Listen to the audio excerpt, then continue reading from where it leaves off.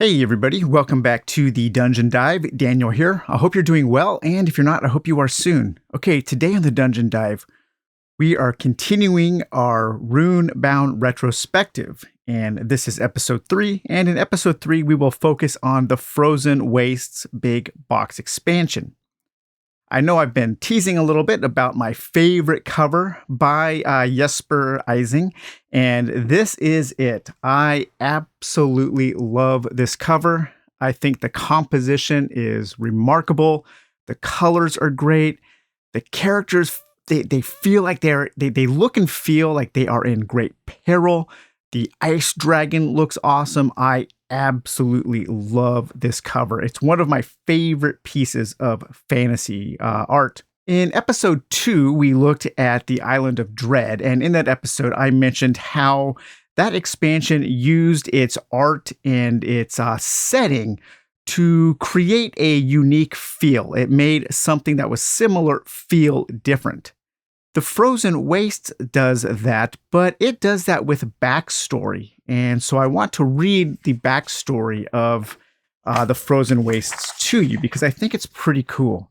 So this says, "Welcome to the continent of Isham, the forgotten history. Thousands of years ago, a lone representative of the interstellar race of immortals known as the Jaffa landed his strange space-faring craft on the surface of Terranoth.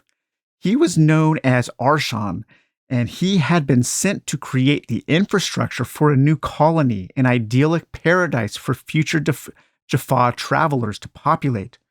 Arshan and his mechanical servants began preparing the new home for his fellow immortals. They disassembled his ship and used the parts to construct an enormous mechanical city filled with incredible machines. He named his vast and shining metropolis Green Vale. His task complete, all was ready for the arrival 100 years later of the massive colony ship that would deliver thousands of Jaffa citizens. Among the new colonists would be Arshan's wife-to-be, the beautiful Princess Tyra. Arshan placed himself and his servants in stasis, knowing that when he awoke after his century-long sleep, the ship would be landing, and he and his beloved Tyra would be reunited. But when Arshan awoke, there was no colony ship. There was no Princess Tyra. Unbeknownst to him, the craft had suffered a navigational error while approaching the planet and had careened out of control and crashed on Terranoth's surface before a signal could be sent to Greenvale. Unaware of the accident and unable to find any trace of the vessel, Arshan could do nothing but wait. Decades passed, and still Arshan waited for the ship's arrival. Decades became centuries, and centuries millennia. In time, loneliness drove Arshan mad with despair. Eventually, his madness infected his machines, including the ones responsible for maintaining the land. Over the years, the climate changed, growing colder, darker, and more isolated from the rest of the world. Even so, a few hardy humanoid races did migrate to Arshan's frozen wastes. The weak or the Wyke, a fierce people whose sailing ships raid and plunder friend and foe alike, have settled along the coasts. Meanwhile, the nomadic Onuit, dark-skinned and amiable halflings, live inland, allying themselves with the Ulfin, a race of enormous intelligent dogs. The Wyke and the Onuit have come to know their lands as Isham, the land of ice.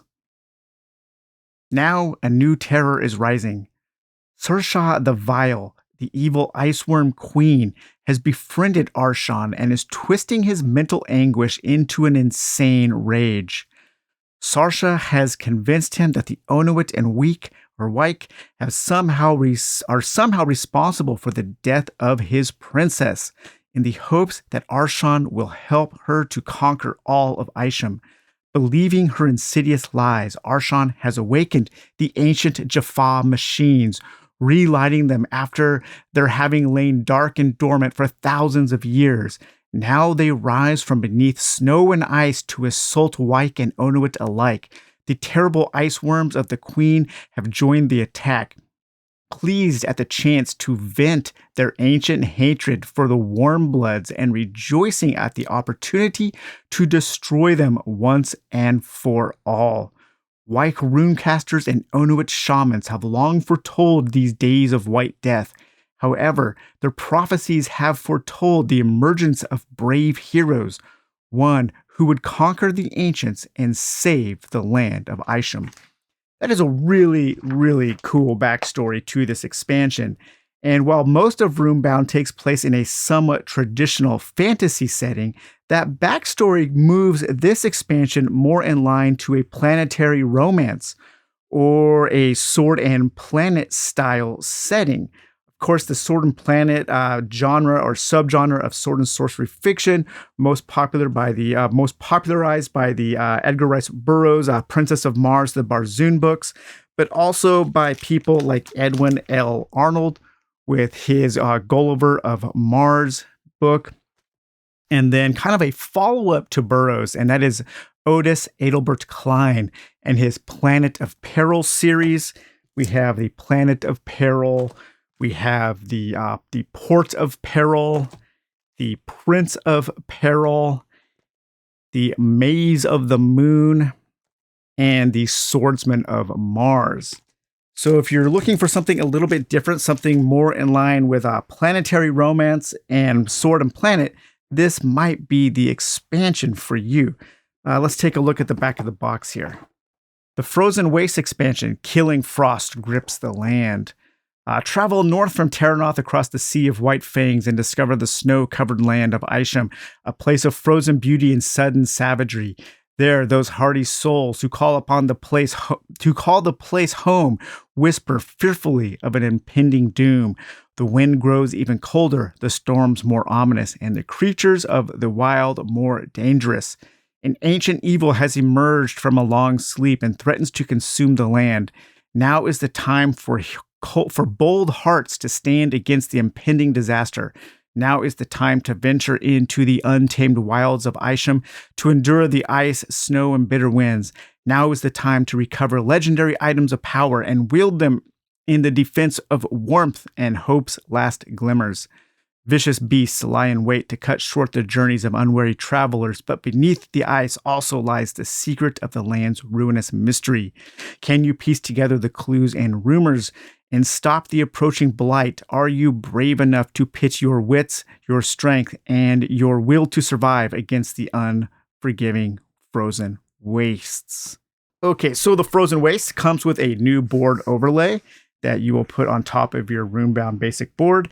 I'm not a huge fan of this particular map. I don't really like the coloring. It's one of my least favorite maps in the Runebound series. I do want to take a look real quick at the artist. So, of course, the cover art was done by Jesper Ising here. The expansion design was designed by Jason Steinhurst, with additional design and development by John Goodenough and Jonathan Moriarty. We have additional flavor text by Tim Erin. And then we have here original interior art by Tim Arnie O'Neill, Felicia Cano, Andrew Navarro, and Frank Walls. So the Frozen Waste adds a few things. When I play it, I do play with my custom market homebrew, which we have talked about before. And I also play with the Cities of Adventure fan-made expansion, which we have looked at before. And this includes cards for all of the cities in this expansion, including Greenvale, Vreed, Wykegart, Lygart, Rajika, Ikrilu, Vizhak, and Saragart. And so those will give you interesting little snippets of adventure to have in all of your various cities there. And those are really the only kind of major component changes that I use when I play the Frozen Wastes. So the Frozen Waste adds a few things to the wrinkles. It adds a few wrinkles to the game. And one of those things is weather, and that will correspond with some new survival gear, as well as some new bad things that can happen to your heroes, and that is taking frost and getting White Death.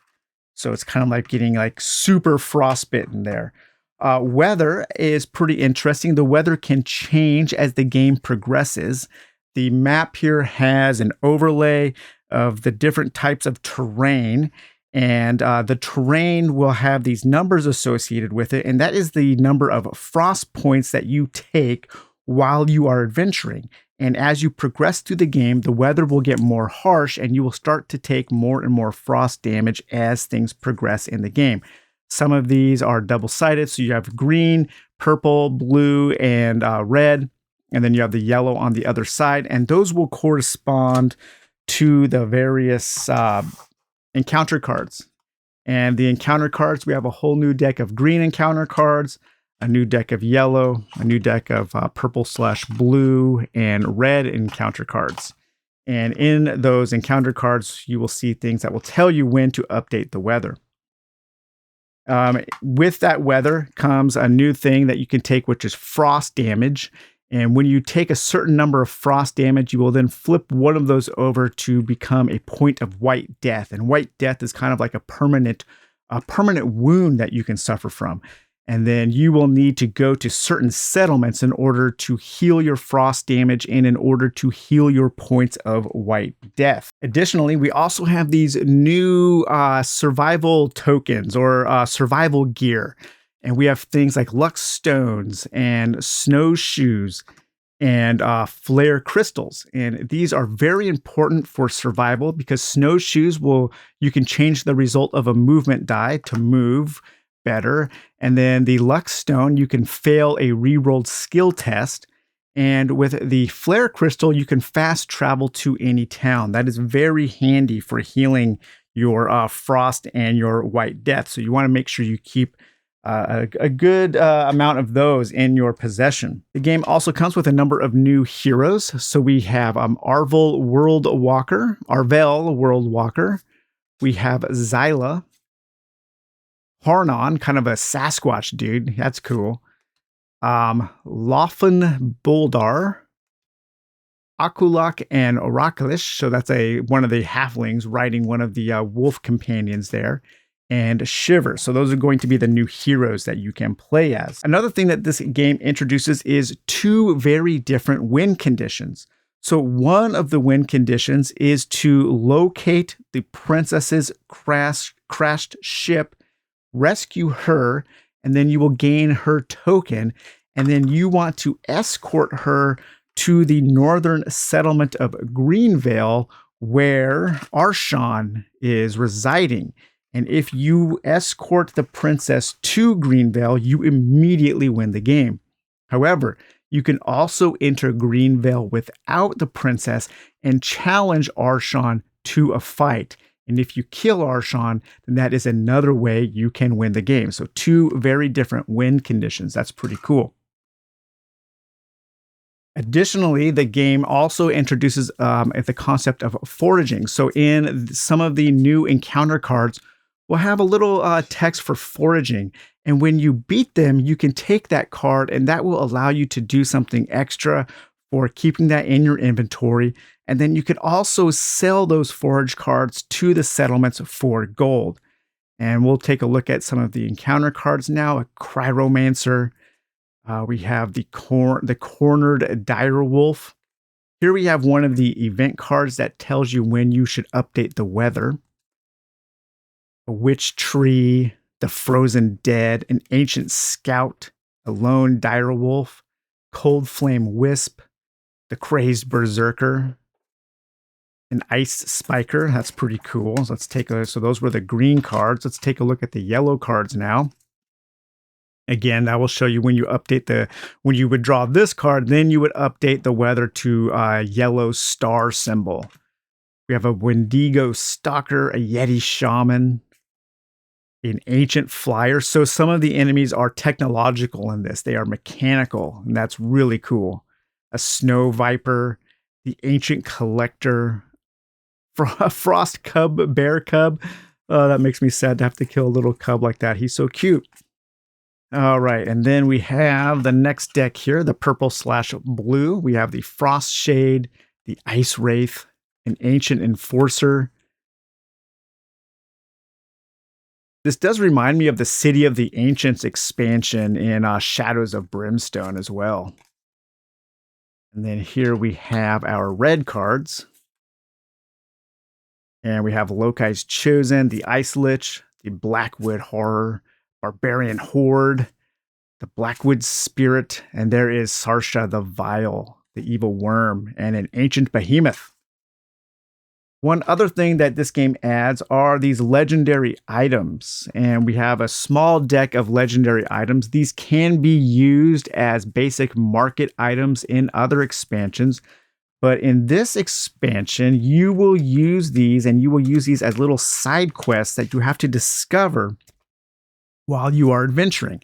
When you set up your game, you will take all of the green, the ones with the green hex there, and you will set these up, and these are the items that you can discover at the beginning of the game. You have a Steel-Tooth Trap, Ragnar's Axe, a Spirit Spear, Gauntlets of Fortitude, Twisted Symbol, and then an ally, Frida Brani. And as you discover the green items, then you will put out yellow items. And then eventually you will put out blue, purple items. And eventually red items that get more and more powerful as you go. In order to find these legendary items, and in order to find the princess's crashed ship, in order to escort her back to Greenvale, you will need to do some questing and do some triangulating on the map, similar to how that fan expansion for the Runebound Tales questing used its clues. And to do that, for the princess, we have a deck of clue cards. And for the legendary items, we have a whole bunch of tokens that represent different terrain spaces on the map. And you basically have to do the same thing as in those that clue expansion, the questing expansion. To find this green item, you will need to be on a green adventuring space, and then you will need to have one matching rumor token that matches a terrain surrounding that space. As the items progress, you will need to have more clues, more rumor tokens to triangulate that space where that item is. And you can get these, and you can pick up the rumor cards or the clue cards for the princess by defeating certain enemies. And the enemies or the encounter cards will have certain symbols at the top. If that symbol is a princess card that you can draw, and that symbol is a rumor token that you can draw. And so that gives you another incentive to go out and have those encounters. The same thing happens with the princess cards here, the clue cards. Those will represent different kinds of terrain. And in order to find the princess, you need to be on a certain spot, and then you need to have cards that represent every space of the surrounding terrain and the space of the terrain you are on. So you will need 7 clue cards in order to triangulate where the princess's crashed ship is. So overall, I think this expansion is really cool. I love the backstory. It adds so much theme, and I like how it kind of pushes this more in line with planetary romances and sword and planet style sword and sorcery fiction. The idea of the weather is pretty cool. It's not too bad.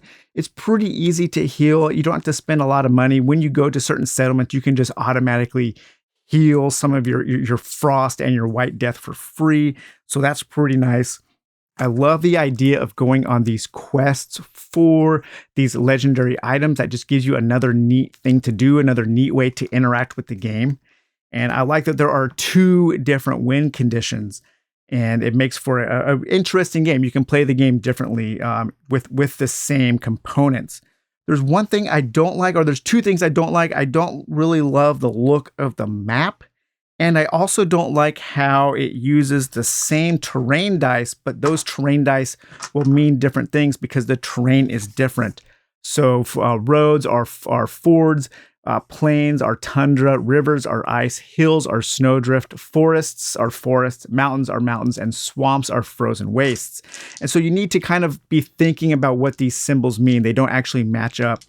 The legend should have been printed on the map, or really, Fantasy Flight should have just splurged and gave you a new set of dice to use with this expansion that had the correct terrain types on there, so you didn't need a legend to convert and to think about. But those are pretty minor complaints. I think the Frozen Waste is pretty cool. I love that cover. And yeah, this is another, I think another big win in Runebound 2nd edition. So, all right, you guys, I hope you enjoyed taking a look at Runebound, the Frozen Waste expansion. I hope you're enjoying this Runebound retrospective, and we will talk to you later. Bye-bye.